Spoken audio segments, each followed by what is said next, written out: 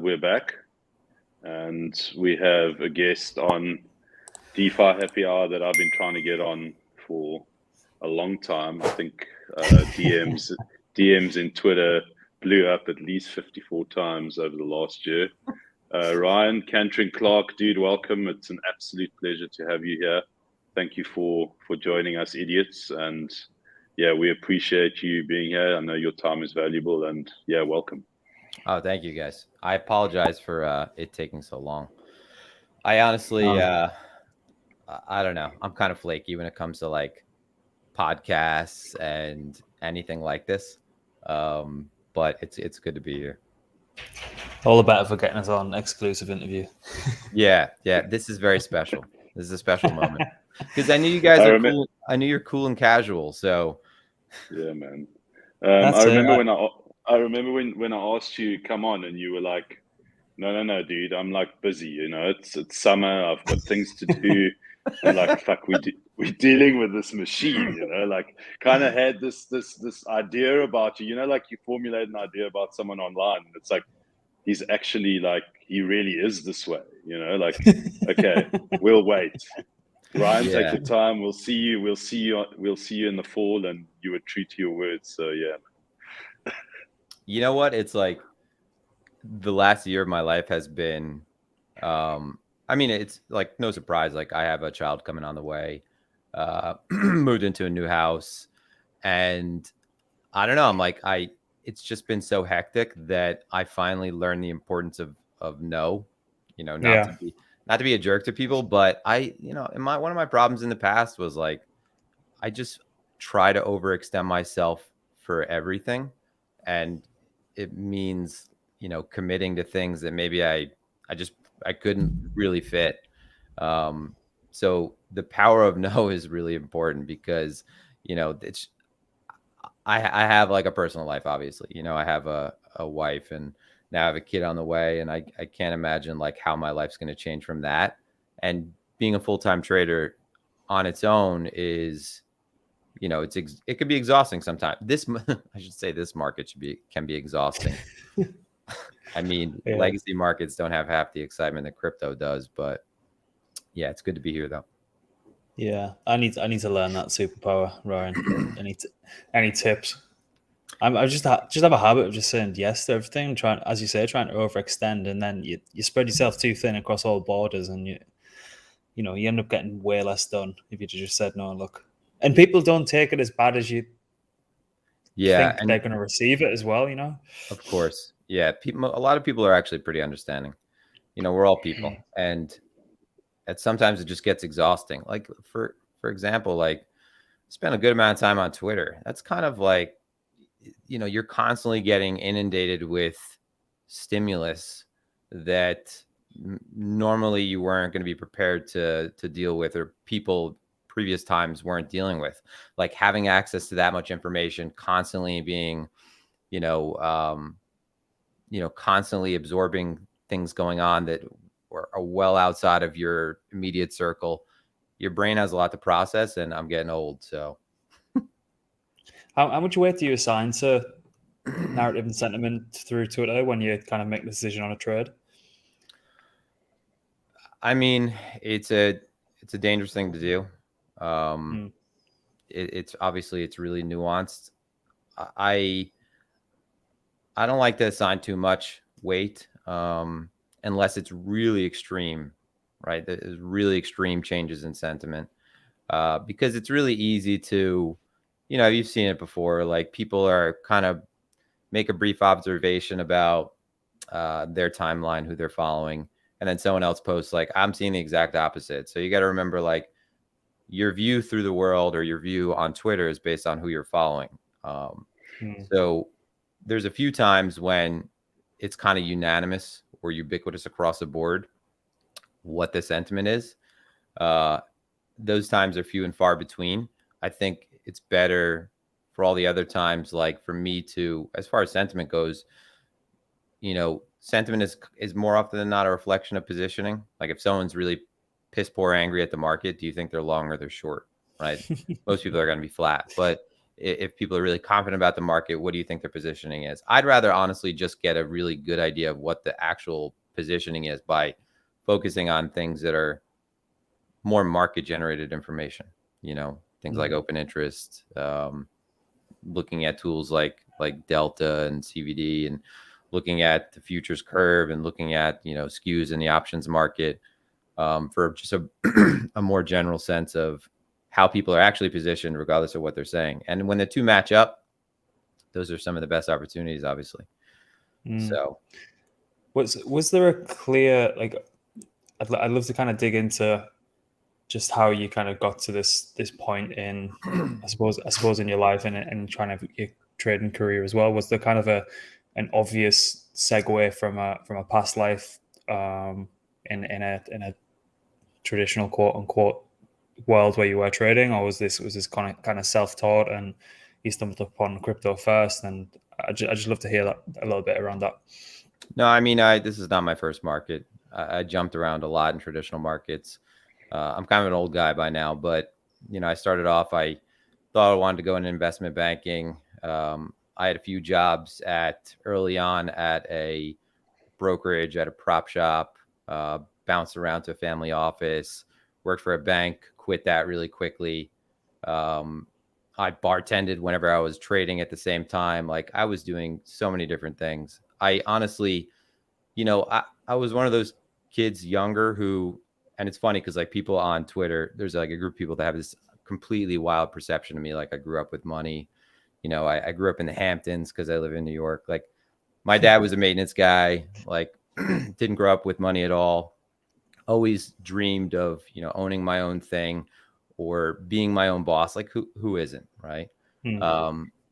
And that's kind of like what made me bounce around. Like, I never really was able to anchor in one place long enough.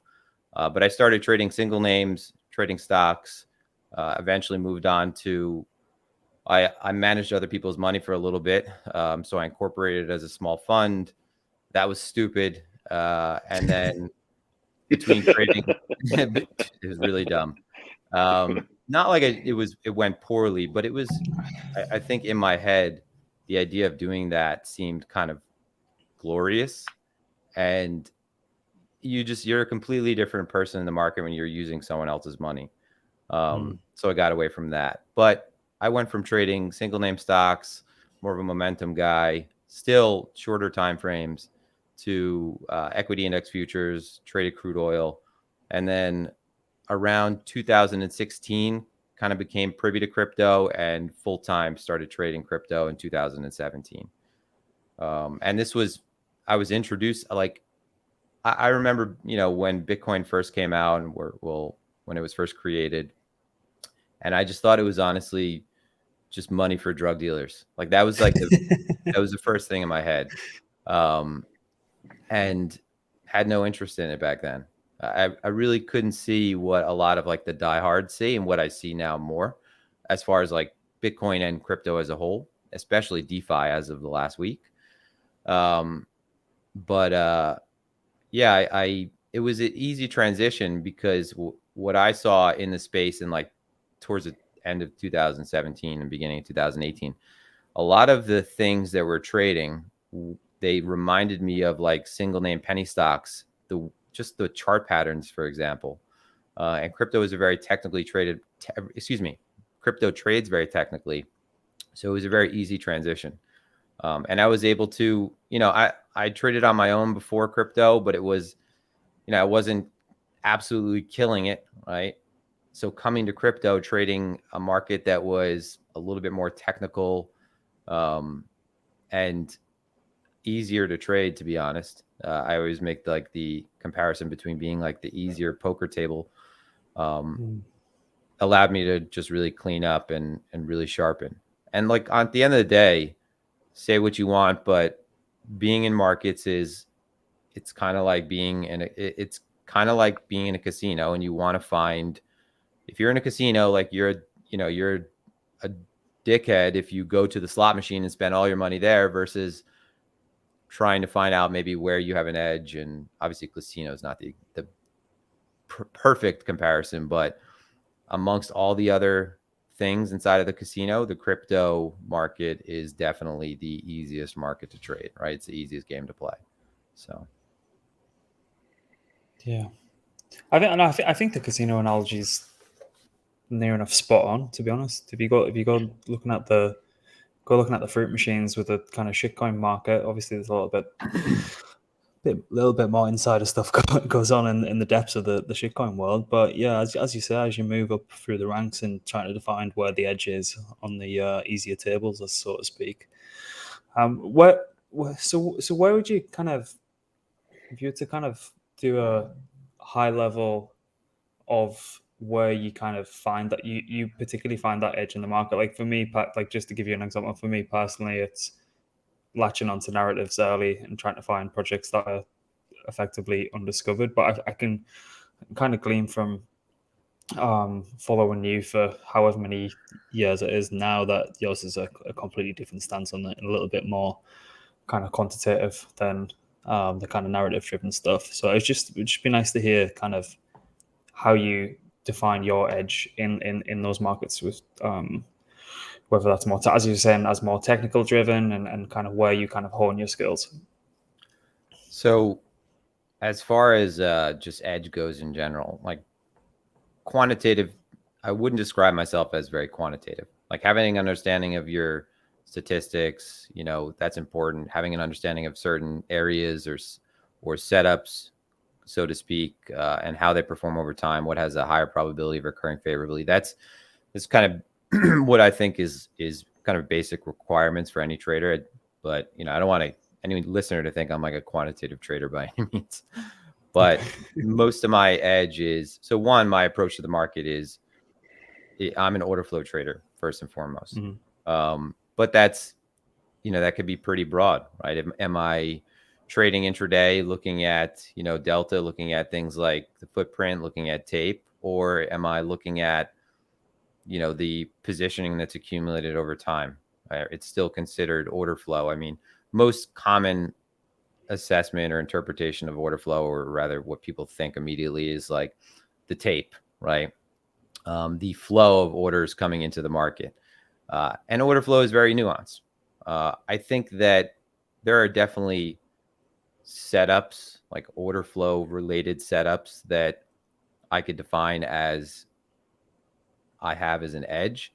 They're not like super secretive or anything like that. I think that the most honest answer about edge is a combination of time. So seeing this for many years, and then two, honestly, or this is probably first and foremost, my edge is the discipline to be able to change my mind immediately, to be able to cut positions as fast as possible when they don't work out. And sometimes that means cutting a position that ends up working out a couple times before actually getting in and it does work out. So a lot of discretionary traders, if you're talking about like a purely systematic trader, you're going to talk a little bit more about hard edge.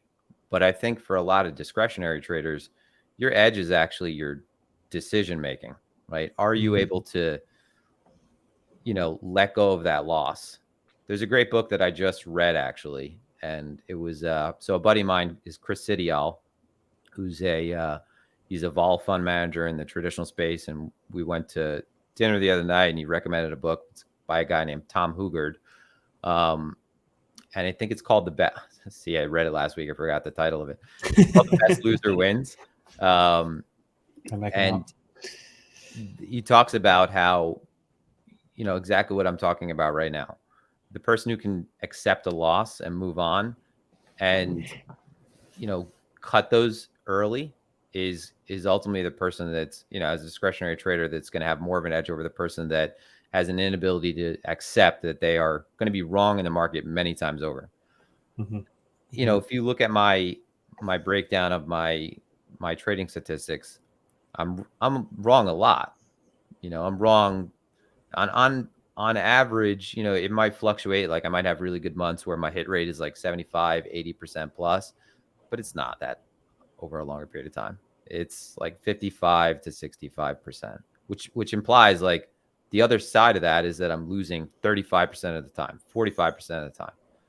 And those times that happens, I get the fuck out. Like there's no feelings, and it's a very emotionally detached process. And I think that that's probably my edge. It's just understanding that and not getting hung up on like, I have to be right about this particular trade rather than like, whatever, swing at the next pitch. Like miss one bus, next bus is coming. Yeah, I mean that plays out. I mean, I think the casino poker comparison is, for me, the poker one is like, do you choose the table with the sharks because you want to be cool, or do you pick the table with the fish so that you can take their money?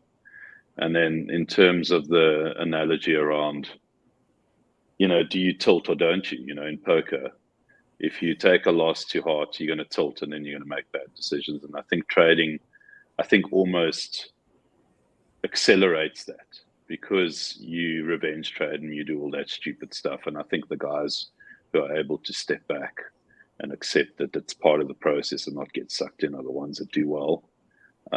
Clearly, you've got that under management. But I wanted to ask you. Go for it, Grant. I just wanted to ask a question on that. Yeah. Was that kind of was that this discipline kind of forged in the markets, or do you kind of lean that way in everyday life as well, and that makes its way into your trading strategy, if that makes sense? Because I know a lot of kind of frantic people who in real life are completely undisciplined in regular life, and then they try to come to the table and try to trade, and then they wonder why they're selling bottoms and buying tops effectively. Do you know what I mean? So it'd be quite interesting to hear if that was learned in the market, or that's like you're quite a disciplined guy away from the desk. So I think I would definitely characterize myself as a very disciplined person, honestly, outside of trading. Like very regimented, very organized. I talk about physical fitness and nutrition and health and why those things are very important. And I think that that's always been, that's always been part of my discipline. Like I've been really keen on maintaining discipline rather in those areas. So when you have things that I guess the better way to put it is, when you have things that you exercise discipline in other areas of your life, how you do anything is how you do everything. So, I was a 4-season athlete my entire life. So I was always in some kind of organized setting. That's the best way I could put it, where discipline was really important. I was a disciplined student, academic wise. And I just carried that through, my adulthood. And I definitely would say that has, obviously the way that I bring my, the way I carry myself outside the market definitely finds its way into the market. There's definitely been periods in my life where I was undisciplined. Like I had a 20s like everybody else. But I think that I've been able to maintain things in my life into my late 30s because I am disciplined. And I admire people that have supreme discipline, like people like David Goggins, Jocko Willink, a lot of athletes and martial arts background type of guys, because those were the kind of things I was doing when I was younger anyway. But other than that, discipline also from, you don't have so it's the best way to put this. When you're a discretionary trader and don't have any kind of TradFi background, you haven't traded prop, you haven't traded for a bank, or, you have no experience, it's on you to be a really critical and strict risk manager. Whereas like coming from a background of trading prop or working at a bank, you have strict limitations. So always having those reinforced early on, I think obviously has translated into my life moving forward. Now you could do things nowadays, like if you're using certain brokerage platforms, you don't find these on crypto because they want you to be able to trade as much as possible. But if you're trading like legacy, a lot of platforms have things that are built into them now that allow you to have like safeguards as like digital risk managers. But yeah, I think it was a combination of both. It was background in trading, and then just being a disciplined person throughout my entire life. So yeah, that Jocko Willink quote, "Discipline equals freedom," is love it. honestly the first time I heard that, I was like, that makes so much fucking sense. Love it. And if I deviate from my plan, there might be times, obviously, it's a battle every day. Like there's no, I don't want to be one of those people who's like, yeah, I'm perfect every single day. It's like, no, I'll have like a week where I'm like, what's up with me right now? Like I feel kind of like scattered, and then I'll reduce it back to, this week I've been waking up a little bit later. I haven't been doing my routine early in the morning. I've been kind of lazy, and how I start my day just changes the entire course of the day. So it's a constant effort that, it definitely comes a little bit easier because I've done it my entire life, but it doesn't mean that it's effortless. Makes a lot of sense. I mean, talking about obviously the discipline side of things, what are the things in your life right now that are the most challenging for you? I mean, obviously it's a bit of a personal question. I mean, but then you get to choose how you answer it, I suppose. The most challenging for me right now, probably, I don't know. Honestly, I feel like I'm blessed to have escaped what's happened in crypto largely this year. And I think that a lot of that is due to the fact that I'm at a different stage of my life. Like was unwilling to take incredible risks. I have like a family and, a little one coming. So that has always been in the back of my mind.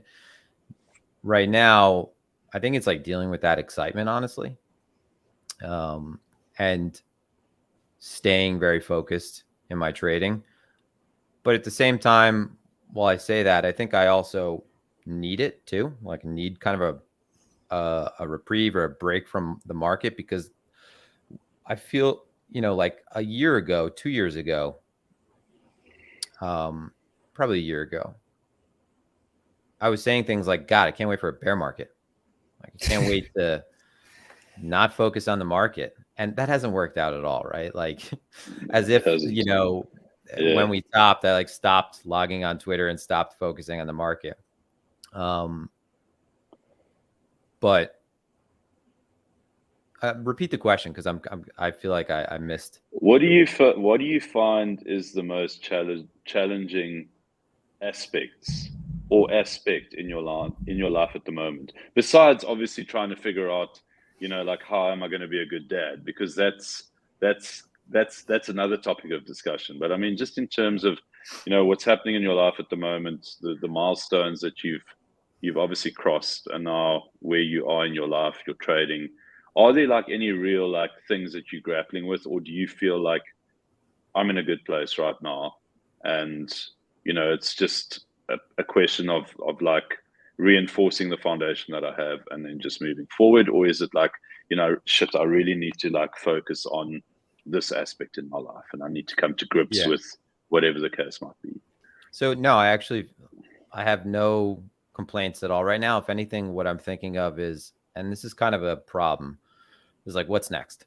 What is the next mountain to climb? What is the next thing beyond like blowing the leaves in my yard that I could set as a goal? And we're probably going to have a little bit more time to focus on other things now, because I think that this probably set us back to some degree. I don't want to say too much on that because it's just pure conjecture. But yeah, I think for me, it's and this is, a problem too. I don't know if I said that, but always thinking like, what's the next thing? Like, this is good. I'm happy with this, but where's the next challenge? And that's kind of like, it's generic. Like people say that all the time, but for me, that's been my whole life.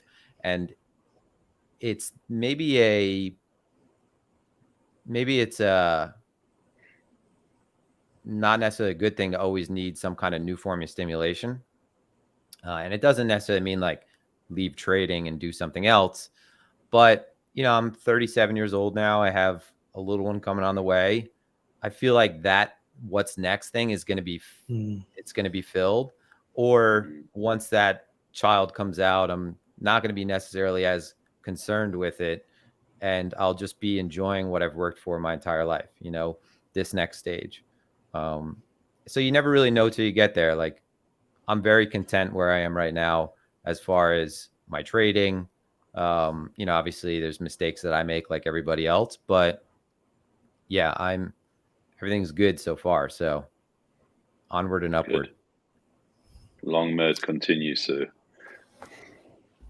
How have you been playing the downturn, let's say from, I don't know, November last year? How's that been going? I was able to get out of, or rather hedged, most of my positioning at around 49K.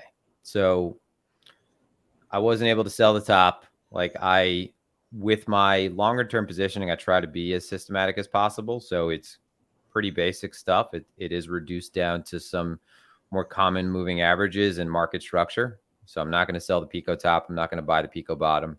But since then, most of my trading has been purely intraday, where previously, during the bull market, you're trying to be somewhat of a generalist. You're trying to swing, you're trying to scalp, you're trying to take advantage of, the next hot thing. I've done a pretty good job this year of just staying within the daily time frame. It's definitely, this is something I've dealt with always because I don't buy too much into things, but it's cost me some upside because some of the moves that had a little bit more legs, I ended up pulling out of, earlier than maybe I would have in hindsight or wanted to in hindsight. But I think it's gone kind of as I expected. I don't want to say that this is the bottom. I feel like it's a little too early to say that with what's going on, but it's kind of the thing that happens at bottoms. Everyone gets carried out. And in June or July, I know it carried sucks. out. Yeah, carried out. Literally, dude. Get the stretches in there by the ankles, literally by the ankles. Listen, bouncing down the stairs. That's what's going on right now. I said in June or July, I think we bottom tick in Q4. I remember you never know that. what's going to cause that, though. Yeah. But it's in markets. This is what happens. I mean, money was cheap for a long time, and then, as the saying goes, when the tide goes out, you see who's swimming naked, and it's just kind of crazy that the best swimmer was, it's. Did you see that coming? Did you see that coming, though? I mean, no, I didn't. That was not on my bingo card. That would have been. Obviously, there's a non-zero probability of things happening, right? There's some, what I thought, infinitesimally small sliver that would be assigned to that. But I got off FTX a long time ago for my own reasons, and I always knew something was up. Like, I posted about it many times. Like, there was something very different about the way that the FTX order books behaved, and the simple entering and exit of positions than any other exchange. Something that was it was egregious the way that it stood out. And it became kind of a running joke. If you got filled for your limit orders, that was adverse selection, and you were clearly wrong. It's true, though. You're like, true. Oh, I'm gonna buy here, but I'm gonna place a limit order, and you place it's like ping, and it's filled, and you're like, wait a second, that never happens. Like it's difficult to enter a trend that's strong, and on FTX it was incredibly difficult to get filled. And then using the marketing in, which is most of my trading anyway, is marketing in at least half of something. Marketing in, it's like you hit the button, and your brain shouldn't be able to pick up on what takes place on trading engines. It can, right? But it should be so fast that you shouldn't see some kind of lag. And then Sam says something along the lines of it being browser lag. It's like, correct. No, but now of course, now everything in hindsight makes sense, right? Now all the things that were like, God, I wish I'm sure a lot of people are thinking like this, and it's the worst thing to do because you kind of just have to write it off right now because it's going to be a long, drawn out process. But there were a lot of signs, I guess, that when people are in the moment and things are good, you're not really paying attention to. So it just sucks. It's a really unfortunate situation. Maybe the good thing right now is the fact that, like, in the United States, for example, there's probably going to be a good amount of gridlock moving forward. So any kind of major crypto bills they get shared on Twitter all the time, and people are, fudding as much as possible, but it's very unlikely that you see things pass fast. There's going to be a ton of disagreement. But this whole process for people that are stuck on FTX, if they didn't figure out a way to get out, which is probably going to cost them in the future either way, because there's a couple of things this morning that popped up. But it's going to take a long time. And if you like Mt. Gox, like, still drawn out, right? A couple other exchanges as well where people did not see their money again. So it's heartbreaking because we are on Twitter every day with people that, people that you admire, people that are great traders, people that, I was telling my wife this last night, you've watched these people persevere and survive through all of these other events this year, through 3AC, through Luna, or people that got crushed, they made it back, or they were making a comeback. And then they were with who they thought was the most trustworthy person in the market, and that was eventually what took them out. So it's heartbreaking, honestly. And absorbing all this has kind of been exhausting because, I didn't have anything on the exchange, but you just see it's just it's discouraging, and it's really sad, honestly. Like, there's no other way to put it. Yeah, that kind of hit me today. It's been chaos for the past week, but it just feels like the hangover set in. I haven't been exposed to FTX or anything like that. It's just, as you say, you're seeing people that and respect and speak to on a daily basis, and it's just seeing horror stories. Really, it's technically to no fault of their own, the way that FTX have presented themselves so well. And even if you'd asked someone who's been around a very long time, where would be the safest place to keep your crypto? And people were even saying, where would you keep your crypto after the whole Luna thing and all the hacks that were coming around? And people were saying 90% of people should keep it on a centralized exchange.